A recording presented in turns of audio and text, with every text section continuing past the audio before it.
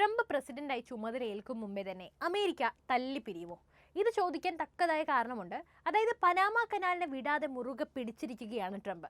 രണ്ടാം വരവിൽ ഒട്ടേറെ അവകാശവാദങ്ങളും ആശയങ്ങളും ഒക്കെ ഉയർത്തിപ്പിടിച്ചിട്ടുണ്ടെങ്കിലും പനാമ കനാൽ എന്ന ആശയം ചില്ലറ കോളിളക്കങ്ങളൊന്നുമല്ല സൃഷ്ടിച്ചിരിക്കുന്നത്. ഇക്കാരണത്താൽ അമേരിക്കയ്ക്ക് അകത്ത് തന്നെ വിള്ളലുകളൊക്കെ വീഴുകയാണ്. എന്താണ് ഇത്തവണ അമേരിക്കയിൽ സംഭവിക്കുന്നത്? അതറിയണമെങ്കിൽ അതിൻ്റെ ചരിത്രം തൊട്ട് നമ്മളൊന്ന് ചികഞ്ഞ് മനസ്സിലാക്കണം. 1999 കൈവിട്ടു പോയ പനാമ കനാലിന്റെ നിയന്ത്രണം വീണ്ടെടുക്കാനുള്ള കൊണ്ടുപിടിച്ച നീക്കത്തിലാണ് ട്രംപിന്റെ ഈ പുതിയ നീക്കങ്ങളെല്ലാം തന്നെ രാഷ്ട്രീയവും സാമ്പത്തികവും സൈനികവുമായ ലക്ഷ്യങ്ങൾ മുന്നിൽ കണ്ടാണ്. മെക്സിക്കോ, കാനഡ, ചൈന എന്നിവിടങ്ങളിൽ നിന്നുള്ള ഉൽപ്പന്നങ്ങൾക്ക് തീരുവ വർദ്ധിപ്പിക്കാനുള്ള ആശയത്തിന് പിന്നാലെ അറ്റ്ലാന്റിക് പസഫിക് സമുദ്രങ്ങളെ ബന്ധിപ്പിക്കുന്ന നിർണായക വ്യാപാര ജലപാതയായ പനാമ കനാലിന്റെ നിയന്ത്രണവും ഇപ്പോൾ വീണ്ടെടുക്കുമെന്ന ഭീഷണിയാണ് ട്രംപ് ഉയർത്തുന്നത്. രണ്ടാം ലോക മഹായുദ്ധത്തിന് ശേഷം കനാലിന്റെയും അതിനു ചുറ്റുമുള്ള കനാൽ മേഖലയുടെയും മേലുള്ള അമേരിക്കയുടെ നിയന്ത്രണം തർക്ക വിഷയമായി മാറിയതോടെ പനാമയും അമേരിക്കയും തമ്മിലുള്ള ബന്ധം കൂടുതൽ വഷളാവുകയായിരുന്നു. പനാമ കനാലിനെ സംബന്ധിച്ചിടത്തോളം അറ്റ്ലാന്റിക് പസഫിക് സമുദ്രങ്ങൾക്കിടയിൽ കപ്പലുകൾ കടന്നു പോകാൻ അനുവദിക്കുന്ന ഒരു സുപ്രധാന വ്യാപാര പാതയാണിത്. പസഫിക് സമുദ്രത്തിന്റെയും അറ്റ്ലാന്റിക് സമുദ്രത്തെയും തമ്മിൽ ബന്ധിപ്പിക്കുന്ന 82 കിലോമീറ്റർ നീളമുള്ള പനാമ കനാൽ 1914 നിർമ്മാണം പൂർത്തിയാക്കിയ ശേഷം 1999 അമേരിക്ക പനാമയ്ക്ക് കൈമാറുന്നത്. 1977 ടോറിയോസ് കാർട്ടർ ഉടമ്പടി പ്രകാരം അതുവരെ അമേരിക്കയുടെ പൂർണ്ണ അധികാരത്തിലായിരുന്നു ഈ കനാലുള്ളത്. കിഴക്കൻ ഏഷ്യയിൽ നിന്ന് അമേരിക്കയിലേക്കുള്ള വ്യാപാരത്തിന്റെ 40% ഈ വഴിയാണ് നടക്കുന്നത്. പനാമ കനാലിന് മുമ്പ് അറ്റ്ലാന്റിക് പസഫിക് സമുദ്രങ്ങൾക്ക് ചുറ്റുമുള്ള പ്രദേശത്തിന്റെ സങ്കീർണമായ ഭൂമിശാസ്ത്രം കാരണം ഒരു സമുദ്രത്തിൽ നിന്ന് മറ്റൊന്നിലേക്ക് നീങ്ങുന്നത് ഏറെ ബുദ്ധിമുട്ടായിരുന്നു. സമയമെടുക്കുന്ന തെക്കേ അമേരിക്കയുടെ മുനമ്പിലൂടെ സഞ്ചരിക്കുക എന്നതായിരുന്നു അപ്പോഴുള്ള ഏക പോംവഴി. നിലവിൽ പനാമ കനാൽ അതോറിറ്റിയാണ് കനാലൊക്കെ പ്രവർത്തിപ്പിക്കുന്നത്. അടുത്തിടെ അരിസോണയിൽ പൊതുജനങ്ങളെ അഭിസംബോധന ചെയ്യവെയാണ് മധ്യ അമേരിക്കൻ രാജ്യമായ പനാമ അമേരിക്കൻ നാവിക വാണിജ്യ കപ്പലുകളിൽ നിന്ന് അമിത വില ഈടാക്കുന്നതായി ട്രംപ് ആരോപിക്കുന്നത്. പനാമ കനാൽ ഉപയോഗിക്കുന്നതിന് നിലവിലുള്ള അമിത നികുതി ഈടാക്കുന്ന നടപടി അവസാനിപ്പിച്ചില്ലെങ്കിൽ കനാലിന്റെ നിയന്ത്രണം അമേരിക്ക ഏറ്റെടുക്കുമെന്നും ട്രംപ് ഭീഷണിപ്പെടുത്തി. പനാമ കനാൽ മേഖലയിൽ ചൈനീസ് സ്വാധീനം വർദ്ധിക്കുന്നതിൽ അമേരിക്കയ്ക്ക് നല്ല ആശങ്കയുണ്ട്. അമേരിക്ക കഴിഞ്ഞാൽ പനാമ കനാൽ ഏറ്റവും കൂടുതൽ ഉപയോഗിക്കുന്ന രാജ്യം ചൈനയാണ്. കൂടാതെ ഈ മേഖലയിൽ വ്യാപാര സാമ്പത്തിക താൽപ്പര്യങ്ങൾക്കുള്ള ചൈനയ്ക്ക് പനാമയിൽ വലിയ നിക്ഷേപവുമുണ്ട്. ഇരു രാജ്യങ്ങളും തമ്മിലുള്ള ബന്ധം മെച്ചപ്പെടുന്നതിന്റെ സൂചനയായി തായ്വാനുമായുള്ള നയതന്ത്ര ബന്ധങ്ങൾ ഉപേക്ഷിച്ച പനാമ തായ്വാൻ ചൈനയുടെ ഭാഗമാണെന്നും അംഗീകരിച്ചിരിക്കുന്നു. ഇതെല്ലാം ട്രംപിനെ പ്രകോപിക്കുന്നുണ്ടാകാം. ചൈനയുമായി ഒരു സംഘർഷം ഉണ്ടായാൽ ആയുധമടക്കമുള്ള സംവിധാനങ്ങൾ എത്തിക്കേണ്ടതും ഇതുവഴി തന്നെയാണ്. ഇതെല്ലാമാണ് കനാലിന് മേൽ സമ്മർദ്ദം ശക്തമാക്കാൻ ട്രംപിനെ പ്രേരിപ്പിക്കുന്ന ഘടകങ്ങൾ. പനാമ അമിത നിരക്ക് ഈടാക്കുന്നത് അധിക്ഷേപമാണെന്നും പ്രത്യേകിച്ച് അമേരിക്ക പനാമയ്ക്ക് നൽകിയ ദാനമാണ് കനാലെന്ന് അറിഞ്ഞുകൊണ്ട് ഇത്തരത്തിൽ പെരുമാറുന്നത് പരിഹാസ്യമാണെന്നുമാണ് ട്രംപ് പറയുന്നത്. മറ്റുള്ളവർക്ക് പ്രയോജനപ്പെടുത്താനല്ല കനാൽ വിട്ടുകൊടുത്തത്, അമേരിക്കയും പനാമയും തമ്മിലുള്ള സഹകരണത്തിന്റെ ഭാഗം മാത്രമാണെന്നും ട്രംപ് ഓർമ്മപ്പെടുത്തി. എന്നാൽ പനാമ കനാലിന്റെ നിയന്ത്രണം തിരിച്ചുപിടിക്കുമെന്ന ട്രംപിന്റെ ധാർഷ്ട്യത്തെ തള്ളിയാണ് പനാമ പ്രസിഡന്റായ ജോസ് റോൾ മുലീനോ രംഗത്തെത്തിയിരിക്കുന്നത്. ജലപാതയെ പനാമയുടെ ദേശീയ പൈതൃകത്തിന്റെ അവിഭാജ്യ ഘടകമാണെന്ന് മുലീനോ വിശേഷിപ്പിച്ചു.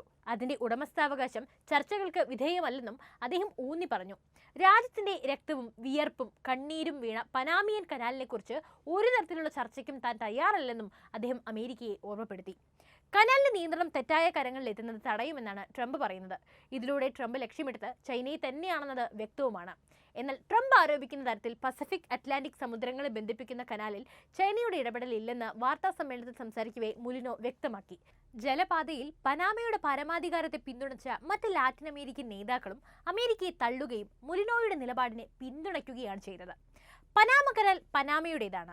അതിന്റെ പരമാധികാരം എല്ലാ രാജ്യങ്ങളും മാനിക്കണമെന്നാണ് മെക്സിക്കൻ പ്രസിഡന്റ് ക്ലോഡിയ ഷെയ്ൻബോം പറഞ്ഞത്. തന്ത്രപ്രധാന മേഖലകളിൽ ആധിപത്യം അരക്കിട്ട് ഉറപ്പിക്കുന്നതിനൊപ്പം വ്യാപാര പാതകളിലടക്കം സ്വാധീനം ഉറപ്പിക്കുക, അതുവഴി അമേരിക്കയുടെ താൽപ്പര്യങ്ങൾ സുരക്ഷിതമാക്കുക. അതിപ്പോൾ സമ്മർദ്ദമാണെങ്കിൽ സമ്മർദ്ദം, അല്ലെങ്കിൽ ഭീഷണിയാണെങ്കിൽ ഭീഷണി. പണ്ടുമുതലേ അമേരിക്കയുടെ അടവും അതുതന്നെയാണല്ലോ. അപ്പോൾ നമുക്ക് എന്താണ് പനാമ കനാലിന്റെ പ്രാധാന്യം എന്നുകൂടി മനസ്സിലാക്കാം. പനാമയിലൂടെ കടന്നു പോകുന്ന പസഫിക് അറ്റ്ലാന്റിക് സമുദ്രങ്ങളെ ബന്ധിപ്പിക്കുന്ന 82 കിലോമീറ്റർ അഥവാ 51 മൈൽ കൃത്രിമ ജലപാതയാണ് പനാമ കനാൽ. ഈ തന്ത്രപ്രധാനമായ പാത തെക്കേ അമേരിക്കയുടെ തെക്കേ അറ്റത്ത് ആയിരക്കണക്കിനോളം കപ്പലുകളെ സംരക്ഷിക്കുന്നു. ഇത് ഷിപ്പിംഗ് സമയം ഗണ്യമായി കുറയ്ക്കുന്നു. ഉദാഹരണത്തിന് ലോസ് ഏഞ്ചൽസിൽ നിന്ന് ന്യൂയോർക്കിലേക്ക് പോകുന്ന കപ്പലുകൾ തെക്കേ അമേരിക്കയുടെ തെക്കേ അറ്റത്ത് സ്ഥിതി ചെയ്യുന്ന മഗല്ലൻ കടലിടുക്കിന് ചുറ്റുമുള്ള ദൈർഘ്യമേറിയ പാതയിലൂടെ സഞ്ചരിക്കുന്നതിന് പകരം കനാൽ ഉപയോഗിച്ച് ഏകദേശം 8000 മൈൽ അതായത് ഏകദേശം 22 ദിവസത്തെ യാത്രയാണ് ലാഭിക്കുന്നത്. സമുദ്രനിരപ്പിൽ നിന്ന് 26 മീറ്റർ അഥവാ 85 അടി ഉയരത്തിൽ സ്ഥിതി ചെയ്യുന്ന ഗാദുൻ തടാകത്തിന് കുറുകെ കപ്പലുകളെ കടത്തിവിടുന്ന ലോക്കുകളിലൂടെ ഒരു പരമ്പരയിലൂടെയാണ് ഈ കനാൽ പ്രവർത്തിക്കുന്നത്. കടത്തിവിടുന്ന ഓരോ കപ്പലിനും ഏകദേശം 200 ദശലക്ഷം ലിറ്റർ അഥവാ 53 ദശലക്ഷം ഗാലൻ ശുദ്ധജലം ആവശ്യമാണ്. ഷിപ്പിങ്ങിന് മാത്രമല്ല, പനാമയുടെ പ്രധാന വരുമാനം ഉണ്ടാക്കുന്ന സ്ഥാപനം എന്ന നിലയിലും ഇതിന്റെ പ്രവർത്തനം നിർണായകമാണ്. ഇനി നമ്മൾ ട്രംപ് പറഞ്ഞ പനാമ കനാലിന്റെ ചരിത്രം പരിശോധിക്കുകയാണെങ്കിൽ, അതായത് കോളനി വൽക്കരണം മുതൽ US നിയന്ത്രണം വരെയുള്ള ചരിത്രമാണ് പറയുന്നത്. പനാമയുടെ ഇസ്മസ് വഴിയുള്ള ഒരു കനാൽ മുറിക്കൽ എന്ന ആശയം 1530കളിൽ ആരംഭിച്ചതാണ്. സ്പാനിഷ് കോളനിക്കാർ ഈ ആശയം ആദ്യം പരിഗണിച്ചിരുന്നു. എന്നിരുന്നാലും 19ാം നൂറ്റാണ്ടിന്റെ അവസാനത്തോടെയാണ് ഗൗരവകരമായ ശ്രമങ്ങൾ ആരംഭിച്ചത്. 1878 അന്ന് പനാമയെ നിയന്ത്രിച്ച് കൊളംബിയ കനാൽ നിർമ്മിക്കുന്നതിന് ഫ്രഞ്ച് എഞ്ചിനീയർമാരുമായി ഒരു കരാർ ഒപ്പിട്ടു. ഈ ഫ്രഞ്ച് പ്രൊജക്ട് 1899 പരാജയത്തിലാണ് അവസാനിച്ചത്. അതായത് ഏകദേശം 22,000 തൊഴിലാളികൾ മിക്കവാറും രോഗങ്ങളും അപകടങ്ങളും കാരണം ജീവൻ നഷ്ടപ്പെട്ടു. 1903 വീണ്ടും കനാൽ നിർമ്മാണത്തിനുള്ള US നിർദ്ദേശം കൊളംബിയ നിരസിച്ചതിനെ തുടർന്ന് പനാമയുടെ സ്വതന്ത്ര പ്രഖ്യാപനത്തെ അമേരിക്ക പിന്തുണച്ചു. 3 ദിവസത്തിന് ശേഷം വാഷിംഗ്ടണിലെ പനാമയുടെ പുതിയ അംബാസഡർ കനാൽ നിർമ്മിക്കുന്നതിനും നിയന്ത്രിക്കുന്നതിനുമുള്ള US അവകാശങ്ങൾ നൽകുന്ന ഒരു ഉടമ്പടിയിൽ ഒപ്പുവെച്ചു. US പനാമയ്ക്ക് തുടക്കത്തിൽ $10 മില്യൺ നൽകുകയും $2,50,000 വാർഷിക പണമടയ്ക്കാൻ സമ്മതിക്കുകയും ചെയ്തു. ഈ ക്രമീകരണം തങ്ങളുടെ പരമാധികാരത്തിന്റെ ലംഘനമായിട്ടാണ് പലരും നോക്കിക്കണ്ടത്.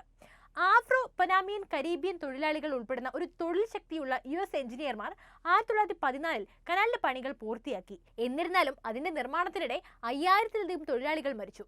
അറ്റ്ലാന്റിക് പസഫിക് സമുദ്രങ്ങൾക്കിടയിൽ കപ്പലുകളിലെ നിർണായക നീക്കങ്ങൾ സുഗമമാക്കിയ രണ്ടാം ലോക മഹായുദ്ധ സമയത്ത് കനാൽ പെട്ടെന്ന് ഒരു തന്ത്രപ്രധാന സൈനിക വ്യാപാര ആസ്തിയായി മാറി. എന്നാൽ 20ാം നൂറ്റാണ്ടിന്റെ ഭൂരിഭാഗവും പനാമയ്ക്കും യുണൈറ്റഡ് സ്റ്റേറ്റ്സിനുമിടയിൽ വർദ്ധിച്ചു വരുന്ന പിരിമുറുക്കത്തിന്റെ ഉറവിടം കൂടിയായിരുന്നു ഈ കനാൽ.